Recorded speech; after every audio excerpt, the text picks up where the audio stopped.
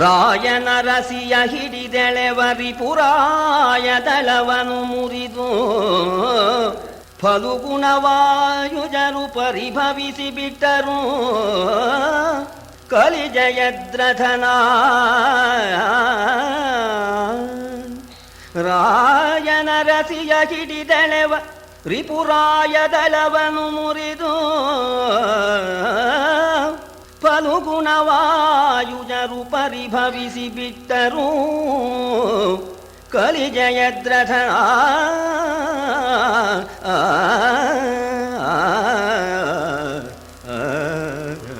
ದ್ರೌಪದಿ ಹರಣ ಪರ್ವ ಅಂತ ದ್ರೌಪದಿಯನ್ನ ಕದ್ಕೊಂಡು ಹೋಗ್ಬಿಡ್ತಾನೆ. ಸಿಂಧು ದೇಶದ ರಾಜನಾದ ಕಲಿ ಜಯದ್ರಥ ವೀರನಾಗಿರ್ತಕ್ಕಂತಹ ಸೈಂಧವ ಸೈನ್ಯ ಸಮೇತನಾಗಿ ಬಂದು ದ್ರೌಪದಿಯನ್ನ ಅಪಹರಿಸಿಕೊಂಡು ಹೋಗ್ಬಿಡ್ತಾನೆ. ಅದನ್ನ ಋಷಿಗಳಿಂದ ತಿಳಿದು ಧರ್ಮರಾಜ ಭೀಮಾರ್ಜುನರಿಗೆ ಅಪ್ಪಣೆ ಮಾಡ್ತಾನೆ. ಭೀಮಾರ್ಜುನರು ಹೋಗ್ಬಿಟ್ಟು ಆ ಸೈನ್ಯವನ್ನೆಲ್ಲ ನಾಶ ಮಾಡಿ ಆ ಜಯದ್ರಥನನ್ನ ಹಿಡ್ಕೊಂಡು ಬಂದು ಅವನಿಗೆ ಅವಮಾನ ಮಾಡಿ ಕಳಿಸಿದರು. ಕೇಳು ಜನಮೇ ಜಯಧರಿತ್ರೀಪಾಲ ಲೆಕ್ಕಕ್ಕೆ ಸಂದು ದಟವೀ ಪಾಳಿ ಪರ್ಯಟನ ಪ್ರಬಂಧಕ್ಕೆ ವರುಷ 11 ಮೇಲೆ ಮೇಲಂಕುವ ವಿಪತ್ಕಲ್ಲೋಲ ಕೋಳಾಗಲಿತ ಕಲುಷ ಕರಾಳ ಕಾಲಾಂಬುಧಿಯನು ಈ ಸಾಡಿದರು ಬೇಸರದೆ. ಕುಮಾರವ್ಯಾಸಂದು ಹೇಳತಕ್ಕ ರೀತಿ 12 ವರ್ಷದ ವನವಾಸವೆಂಬತಕ್ಕಂಥ ಒಂದು ಪ್ರಬಂಧ. ಅದರಲ್ಲಿ 11 ಅಧ್ಯಾಯ ಆಯಿತು ಅಂತ, 11 ವರ್ಷ ಕಳೆಯಿತು ಅಂತ ಆ ರೀತಿಯಾಗಿ ಚಮತ್ಕಾರವಾಗಿ ಹೇಳ್ತಾ ಇದ್ದಾನೆ. ದಿನ ದಿನ ಆಪತ್ತುಗಳು, ಹೆಜ್ಜೆ ಹೆಜ್ಜೆಗೂ ತೊಂದರೆ. ಆ ವಿಪತ್ತೆಂಬತಕ್ಕಂಥದ್ದೇನೆ ತೆರೆಯಂತೆ. ಆ ಕಾಲ ಸಮುದ್ರದಲ್ಲಿ ವಿಪತ್ತೆಂಬತಕ್ಕಂಥ ತೆರೆಗಳು, ಅದರಲ್ಲಿ ಈಜಾಡ್ಬಿಟ್ರಂತೆ ಬೇಜಾರು ಮಾಡ್ಕೊಳ್ದೇನೆ ಅಂತ 11 ವರ್ಷ ಕಾಲವನ್ನ ಕಳೆಯುವಂತಹದ್ದಾಗಿದ್ದಾರೆ. ಸಿಂಧು ದೇಶಕ್ಕೆ ಬಂದನು, ಸಿಂಧು ದೇಶಕ್ಕೆ ಬಂದನವನಿಪ ಬಂಧ ಕೃತಿಯಲಿ ಬಳಿಕ ಬಿಡುಗಡೆ ಅಂಧ ಭೂಪತಿಯಳಿಯ ಕೇಳಿದನು ಆ ಜಯದ್ರಥನು. ಅಂಧತೆಯನೇನೆಂಬೆನೈ ಅಂಧತೆಯನೇನೆಂಬೆನೈ ಪ್ರತಿಬಂಧಕರು ಬೇಡೆನಲು ನಯರಭಿಸಂಧಿಯಲಿ ಸೀವರಿಸಿ ಸಂವರಿಸಿದನು ಸೈನಿಕವ. ಜಯದ್ರಥ ಅವನಿಗೆ ಹೆಸರು ಸೈಂಧವ ಅಂತ. ಸೌವೀರ ಸಿಂಧು ದೇಶಗಳಿಗೆ ರಾಜ. ಎಲ್ಲೋ ಹೋಗಿದ್ದ, ತನ್ನ ಸಿಂಧು ದೇಶಕ್ಕೆ ಬಂದಿದ್ದಾನೆ. ಬಂದಾಗ ವರ್ತಮಾನ ಗೊತ್ತಾಯಿತು ಅವನಿಗೆ. ಕೌರವರು ಆ ದ್ವೈತವನಕ್ಕೆ ಹೋದಾಗ ಗಂಧರ್ವರು ಅವರನ್ನ ಹಿಡ್ಕೊಂಡು ಹೋಗಿದ್ದು, ಆಮೇಲೆ ಪಾಂಡವರು ಹೋಗಿ ಬಿಡುಗಡೆ ಮಾಡಿದ್ದು. ಈ ಕಥೆ ಕೇಳಿದ. ಈ ಕಥೆ ಕೇಳಿದವನಿಗೆ ಏನು ಅಜ್ಞಾನವೋ ಏನೋ, ಹೀಗಾಯ್ತೆ ನಮ್ಮ ಭಾವನೆಗೆ ಇಂಥ ತೊಂದರೆ ಉಂಟಾಯ್ತೆ ಅಂತ ಪಾಂಡವರು ಬಿಡಿಸಿದ್ರು ಅನ್ನೋದು ಗೊತ್ತಾದರೂ ಕೂಡ ಅವನ ಅಜ್ಞಾನಕ್ಕೆ ಏನು ಹೇಳೋಣ, ಪಾಂಡವರನ್ನ ನಾಶ ಮಾಡಿಬಿಡಬೇಕು, ದುರ್ಯೋಧನಿಗೆ ಅನುಕೂಲ ಮಾಡಿಕೊಡ್ಬೇಕು ಅಂತ ಹೇಳಿ ಅವನು ಸಂಕಲ್ಪ ಮಾಡಿದ್ದಂತೆ. ಸೈನ್ಯ ತಗೊಂಡು ಹೋಗಿ, ಪಾಂಡವರಿಗೆ ಸೈನ್ಯ ಇಲ್ಲ, ಆ ಕಾಮ್ಯ ಕವನಕ್ಕೆ ಹೋಗಿ ಎಲ್ಲರನ್ನು ಬಡಿದು ಹಾಕಿಬಿಡೋದು ಅಂತ ಯೋಚನೆ ಮಾಡಿದ್ದಂತೆ. ಆಗ ಅವನಿಗೆ ಬೇಕಾದವರು, ಬೇಡ ನೀನು ಯಾಕೆ ಹೋಗ್ಬೇಕು, ಸುಮ್ಮನೆ ವಿನಾಕಾರಣವಾಗಿ ಹೋಗಿ ನೀನು ತೊಂದರೆ ಅನುಭವಿಸ್ತೀಯ, ನೀನು ಹೋಗಬೇಡ ಅಂತ ಹೇಳಿ ಅವನಿಗೆ ಹಿತಕಾರಿಗಳು ಉಪದೇಶ ಮಾಡಿದರು. ಬಿಡರೆ ಏನು ನಿಮ್ಮ ಮಾತು ಅಂತ ಅದನ್ನು ತಿರಸ್ಕಾರ ಮಾಡಿಬಿಟ್ಟ. ಅವರು ಹೇಳಿದ ಮಾತನ್ನ ಕೇಳದೇನೆ ಪಾಂಡವರನ್ನು ಗೆಲ್ಲಬೇಕು ಅಂತನ್ನೋ ಉದ್ದೇಶದಿಂದ ಇದೊಂದು ಅಜ್ಞಾನ, ಗೆಲ್ಲೋದಕ್ಕೆ ಸಾಧ್ಯವೇ, ಸರಿ ಸೈನ್ಯವನ್ನ ಜೋಡಿಸಿದ್ದಂತೆ. ನೆರಗಿದನು 16,000 ಕರಿಘಟೆಯನು, 50,000 ತುರಗವನು, 14,000 ಕನಕಮಯ ರಥವ, ಚರಣ ಚೌಪಟರ 5,00,000 ಬರಿಸಿದನು. ಬಹುವಾಜ್ಯರವ ದೀಕ್ಷಿರ ಒಡೆಯೆ ಸೂಲೈಸೆ ಮೇಳೈಸಿದನು ಮೋಗರವ. ಸೈನ್ಯವನ್ನ ಸಜ್ಜುಗೊಳಿಸಿದ್ದಾನೆ.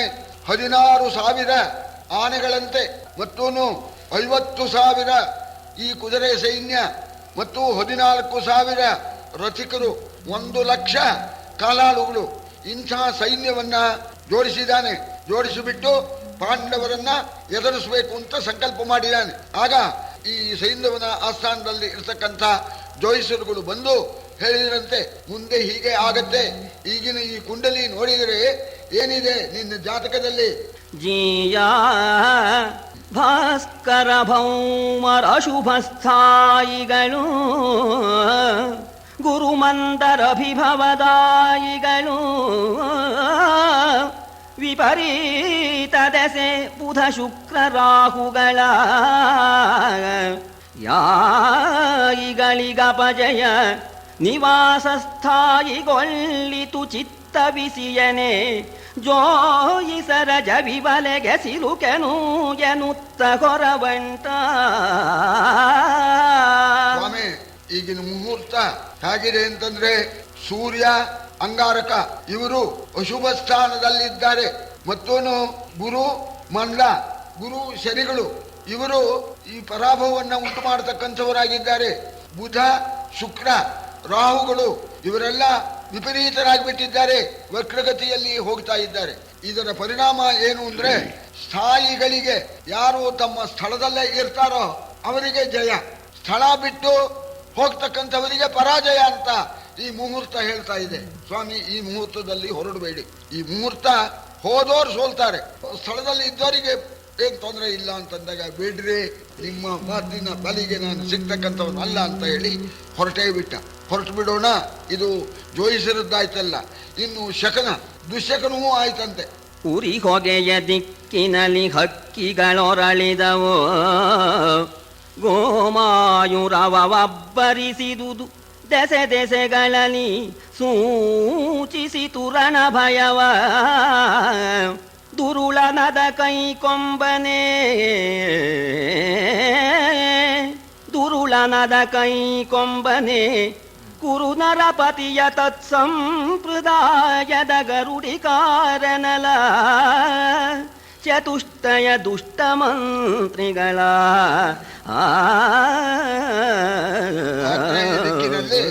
ಪಕ್ಷಿಗಳೆಲ್ಲ ವಿಕಾರ ಸ್ವರದಿಂದ ಕೂಕೊಂಡಂತೆ. ಇದು ಒಂದು ದುಶ್ಶಕುನ.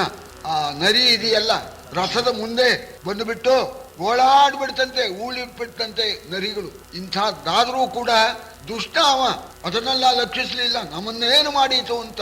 ಯಾಕೆಂದ್ರೆ ಇವನು ಆ ಗರಡಿಗೆ ಸೇರಿದವನು ಅಂತ. ಆ ದುಷ್ಟ ಚತುಷ್ಟಯಗಳು ಯಾರಿದ್ದಾರೋ ಆ ಗರಡಿಯಲ್ಲಿ ಬೆಳೆದವನು ಅಂತ. ದುರ್ಯೋಧನ, ದುಶ್ಯಾಸನ, ಕರ್ಣ, ಶಕುನಿ, ಅವರ ಜೊತೆಯಲ್ಲಿ ಇವನೊಬ್ಬವನು. ಅದನ್ನೆಲ್ಲ ಲಕ್ಷಿಸ್ತೇನೆ, ಹೊರಟೇ ಬಿಟ್ಟ. ಸೈನ್ಯ ಸಮೇತವಾಗಿ ಪಾಂಡವರನ್ನು ಧ್ವಂಸ ಮಾಡಿಬಿಡ್ತೇನೆ ಅಂತ ಹೊರಟಿದ್ದಾನೆ. ಭರದ ಪಯಣದ ಮೇಲೆ ಪಯಣದಲ್ಲಿ ಉರವಣಿಸಿ ನಡೆತಂದು, ಪಾಂಡವರ ರಸನಿಹ ವಿಮಲಾಶ್ರಮದ ವಿಪಿನೋಪಕಂಠದಲ್ಲಿ ಹರಹಿದವು ಗುಡಿ, ಹರಹಿದವು ಗುಡಿ. ಗಜಗಯದ ಮಂದಿರ ರಚನೆ ರಹಿಯಾಯಿತು, ಬಿಟ್ಟನು ಕುರು ನೃಪಾಲನ ಮೈದುನನು ಭೂಪಾಲ ಕೇಳೆಂದ. ಪ್ರಯಾಣದ ಮೇಲೆ ಪ್ರಯಾಣ ಮಾಡಿ ಪಾಂಡವರು ಇರ್ತಕ್ಕಂಥ ಕಾಮ್ಯಕ ವನಕ್ಕೆ ಬಂದಿದ್ದಾನೆ. ದೊಡ್ಡ ವನ. ಆ ವನದ ಒಂದು ಭಾಗದಲ್ಲಿ ಬೀಡು ಬಿಟ್ಟಂತೆ ಮಹಾರಾಜರಿಗೆ ಡೇರೆ, ಮಂತ್ರಿಗಳಿಗೆ ಆನೆ, ಕುದುರೆ, ರಥ ಎಲ್ಲಕ್ಕೂ ಡೇರೆಗಳು, ಪ್ರತ್ಯೇಕವಾಗಿ ಡೇರೆಗಳು. ಎಲ್ಲ ಡೇರೆಗಳನ್ನು ಏರ್ಪಾಟ್ ಮಾಡಿಸಿ ಅಲ್ಲಿ ಸೈನ್ಯ ಸಮೇತನಾಗಿ ಬೀಡು ಬಿಟ್ಟಿದ್ದಾನೆ. ಪಾಂಡವರ ಮೇಲೆ ನುಗ್ಗಬೇಕು, ಯುದ್ಧ ಮಾಡಬೇಕು ಅಂತ. ಅಷ್ಟಲ್ಲೇನೆ ಏನ ನೆನೆದನೋ ದುಷ್ಟ ಮಂತ್ರ ವಿತಾನ ದೀಕ್ಷಿತ ನರೇನ ನೆನೆದನೋ, ಕಳುಹಿದನು ಮದನಾನುರಾಗದಲ್ಲಿ ಆಭರಣವನು ಲೇಪನಾದಿಗಳ. ಸಾನುನಯದಲ್ಲಿ ಪಾಂಡುಪುತ್ರ ರಮಾನಿನಿಗೆ ಕೊಡಿ, ಸಾನುನಯದಲ್ಲಿ ಪಾಂಡುಪುತ್ರ ರಮಾನಿನಿಗೆ ಕೊಡಿ. ನಿರ್ಜನದೊಳು ಅಬುಜಾನನೆಯ ಸೇರಿಸುವುದೆಮಗೆ, ಅಬುಜಾನನೆಯ ಸೇರಿಸುವುದೆಮಗೆಂದು ಅಟ್ಟಿದನು ಚರರ. ಮನಸ್ಸಲ್ಲೇ ಏನು ಯೋಚನೆ ಮಾಡಿದ್ನೋ ಅಂತೂ ಕೆಟ್ಟದ ಯೋಚನೆ ವಿನಾ ಒಳ್ಳೆಯ ಯೋಚನೆ ಇವನಲ್ಲಿ ಬರೋ ಹಾಗೆ ಇಲ್ಲ. ಅದಕ್ಕೆ ದುಷ್ಟ ಮಂತ್ರ ವಿಧಾನ ದೀಕ್ಷಿತ. ದುಷ್ಟ ಮಂತ್ರವೆಂಬತಕ್ಕಂಥ ಯಜ್ಞನಲ್ಲಿ ದೀಕ್ಷಿತನಾಗಿರ್ತಕ್ಕವನು ಯೋಚನೆ ಮಾಡಿದ್ನಂತೆ, ಯುದ್ಧ ಮಾಡೋದಕ್ಕಿಂತ ದ್ರೌಪದಿನೇ ಅಪಹರಿಸಿಬಿಟ್ರೆ ನಮಗೆ ಅವಳು ಸಿಕ್ಕಿದಾಗತ್ತೆ ಅಂತ.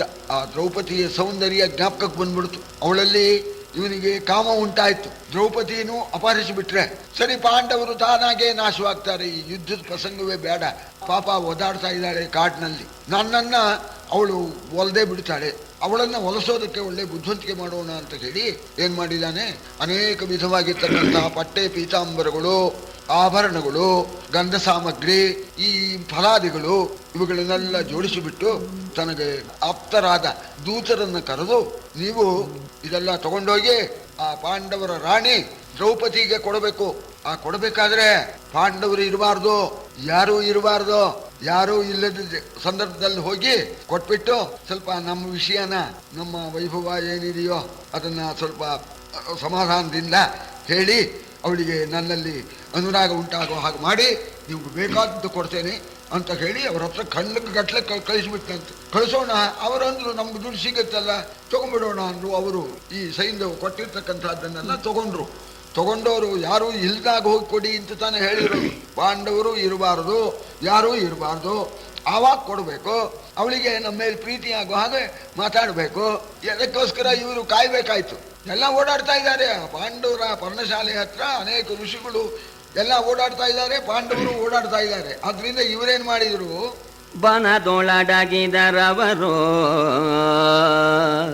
ಬನದೊಳಡಗಿದರವರು ಕುಂತೀತನುಜರೈವರು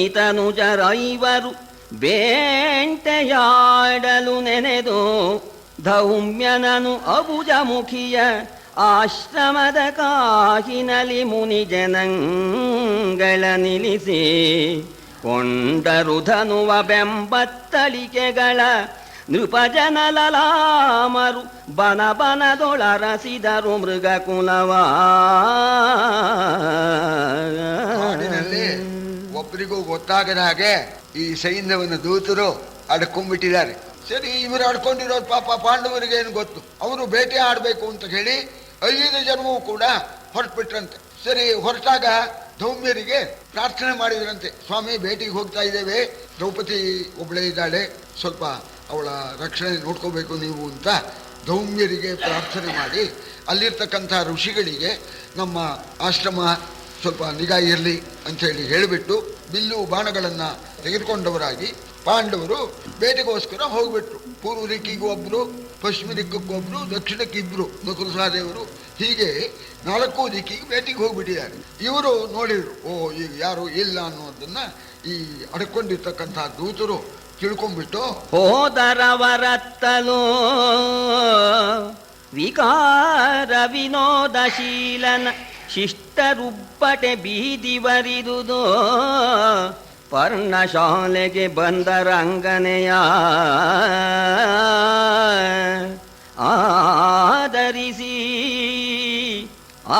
ಆದರಿಸಿ ಮುನಿ ಜನವನು ವೈಯನೆ ಕೈದುಗಳ ಹೊರಗಿರಿಸಿ ದೂರದಲ ದುರಾತ್ಮರು ಕಂಡು ಮೈ ಇಕ್ಕಿದರು ಮಾನಿನಿಗೆ. ವಿಕಾರಶೀಲನಾಗಿರ್ತಕ್ಕಂಥ ಆ ಸೈಂಧವನ ಆ ದೂತರುಗಳು ಬಂದಿರಂತೆ, ಬಹಳ ಬುದ್ಧಿವಂತರು. ಅಲ್ಲಿರ್ತಕ್ಕಂಥ ಮುನಿಗಳಿಗೆಲ್ಲ ನಮಸ್ಕಾರ ಮಾಡಿದ್ರಂತೆ, ವಿನಯ ತೋರಿಸ್ತಾ ಆಯುಧಗಳನ್ನ ದೂರ ಇಟ್ಬಿಟ್ರಂತೆ. ಯಾಕೆ ಆಯುಧ ತಂದ್ರೆ ಗಾಬರಿ ಆಗಿಬಿಡುತ್ತೆ, ಋಷಿಗಳು ಬಂದ್ಬಿಡ್ತಾರೆ, ಗಲಾಟೆ ಆಗತ್ತೆ ಅಂತ ಆಯುಧವನ್ನ ದೂರ ಇಟ್ಟು ಋಷಿಗಳಿಗೆ ನಮಸ್ಕಾರ ಮಾಡಿ, ಸರಿ ಈ ಸೈನ್ಯವು ಕೊಟ್ಟಿರ್ತಕ್ಕಂಥ ಆ ಉಡುಗೊರೆ ಎಲ್ಲ ತೆಗೆದುಕೊಂಡು ದ್ರೌಪದಿಯ ಪರ್ಣಶಾಲೆಗೆ ಬಂದರು. ದೂರದಲ್ಲೇ ನಿಂತ್ಕೊಂಡ್ರಂತೆ, ಹತ್ರಕ್ಕೆ ಬರಲಿಲ್ಲ. ಅವರು ವಿನಯವನ್ನು ತೋರಿಸ್ತಾ ಇದ್ದಾರೆ. ದೂರದಲ್ಲೇನೆ ದ್ರೌಪದಿಯನ್ನು ನೋಡಿ ಸಾಷ್ಟಾಂಗ ನಮಸ್ಕಾರ ಮಾಡಿ ವಿನಯನಿಂದ ಹೇಳ್ತಾ ಇದ್ದಾರೆ ಅವರು, ದೇವಿ ಚಿತ್ತೈಸುವುದು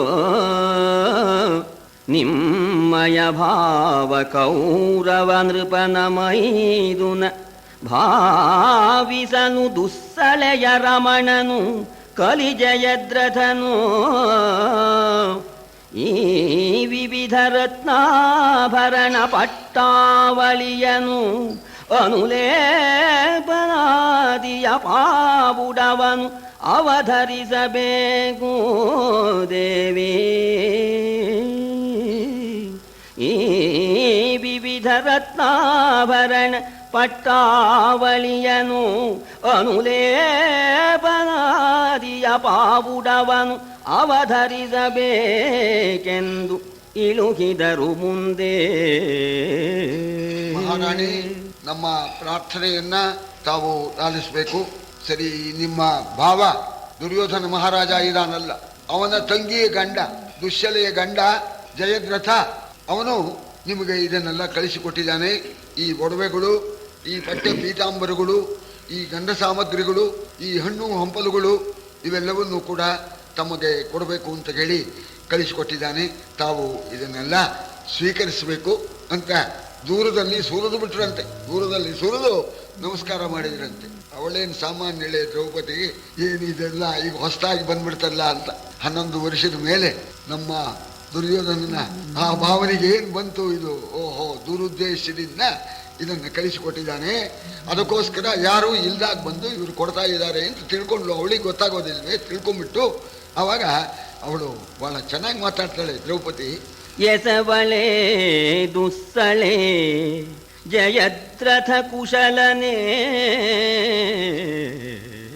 ಎಸವಳೆ ದುಸ್ಸಳೆ ಜಯದ್ರಥ ಕುಶಲನೇ, ಪಾವುಡವನೀ ಒಪ್ಪಿಸುವುದು ಒಡೆಯರ ಮುಂದೆ ವಿಜಯಂಗೈವರೀಕ್ಷಣಗೆ.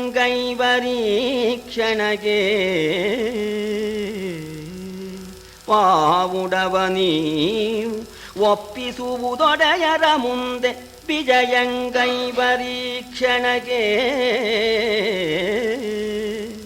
ಶಿಶುಗಳಾವು ಶಿಶುಗಳಾವು ಯಮಗೀ ಸ್ವತಂತ್ರತೆಯ ಸಕವೆಲ್ಲಿಯದೋ.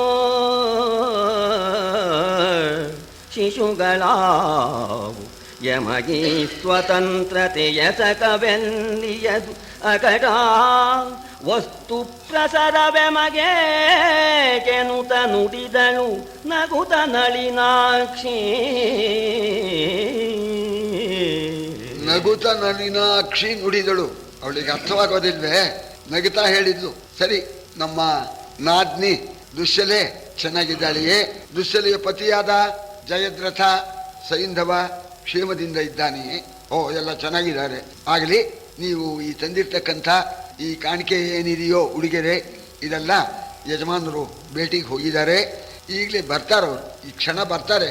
ಅವರು ಬಂದಮೇಲೆ ಈ ಉಡುಗೆರೆ ಎಲ್ಲ ಯಜಮಾನರಿಗೆ ಒಪ್ಪಿಸ್ಬಿಡಿ. ಯಾಕೆಂದ್ರೆ ನಾವು ಮಕ್ಕಳು, ನಮಗೆ ಸ್ವಾತಂತ್ರ್ಯ ಇಲ್ಲ, ಯಾವುದೇ ಆಗಲಿ ತೆಗೆದುಕೊಳ್ತಕ್ಕಂತಹ ಸ್ವಾತಂತ್ರ್ಯ ನಮಗಿಲ್ಲ, ನಾವು ಮಕ್ಕಳಾದ್ರಿಂದ ಅವರು ಬಂದ ಮೇಲೆ ಕೊಡಿ. ಇದು ಅಲ್ಲದೇನೆ ಇವಳು ನಿಸ್ಪೃಗಸ್ಯ ತೃಣಂಜಗತ್ತು ತೋರಿಸ್ತಾ ಇದ್ದಾಳೆ.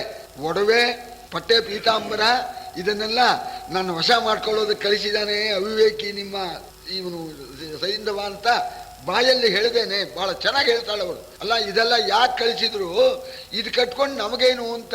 ಈ ಪಟ್ಟೆ ಪೀತಾಂಬರ, ನಿಮ್ಮ ಒಡವೆ ಇದೆಲ್ಲ ನಮಗೆ ಇದೆಲ್ಲ ಬೇಕಾದ್ದಲ್ಲ. ಯಾಕೆಂದ್ರೆ ಈಗ ನಮ್ಮ ಒಡವೆ ಬೇರೆ, ನಮ್ಮ ಆಹಾರವೇ ಬೇರೆ.